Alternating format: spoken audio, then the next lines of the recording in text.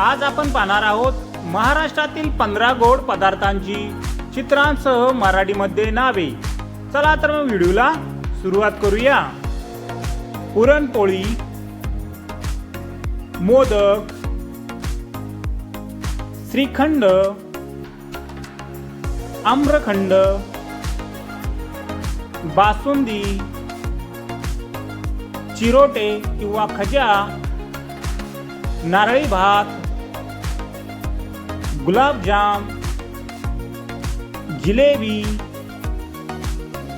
पेढा, साखर भात, लाडू, दूध शेवया, शेंगदाण्याची चिक्की किंवा शेंगदाणा चिक्की, अनारसे।